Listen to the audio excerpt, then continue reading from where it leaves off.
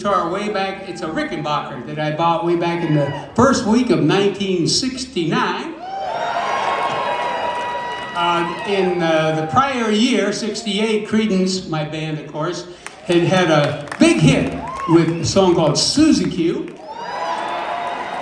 And after years and years and a lifetime of struggle, we found ourselves in the exalted position of being a one-hit wonder, like millions of other bands. So I was trying to figure out what I could do to, go forward and maybe have a career in music. There's a lot of stories there, but I ain't going. Anyhow, so I got this guitar and I made a bunch of modifications hoping to improve my chances, I guess is the idea. I won't bore you with all of it, but right here in the bridge position, I put a humbucking pickup from a Les Paul guitar. You see, I'd heard about these guys over in England named Jimmy, Jeff, and Eric.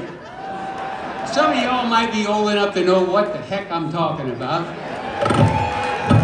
But anyway, and they were famous and getting a great musical tone by plugging a Les Paul guitar into a Marshall amp. It was a secret among musicians, and me and Billy Gibbons both had the light go on at about the same time. Anyway, I got done with all that stuff, and I renamed my guitar Acme. I hand-painted that sucker right there about 52 years ago. Kind of embarrassing because it doesn't look like IBM or something, but it's folk art, right? So you're wondering, why did I call it Acme? Well, if you've ever watched Wile E. Coyote trying to catch up to and Wile E. the Coyote calls up somebody on the phone and up pulls the Acme dynamite truck, and you got a whole movie out of that story. Well, heck, this is the guitar I played at Woodstock!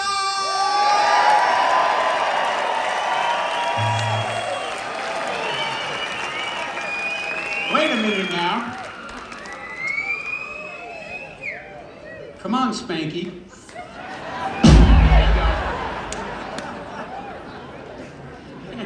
Anyway, where was I? Oh, I was at Woodstock. No wonder.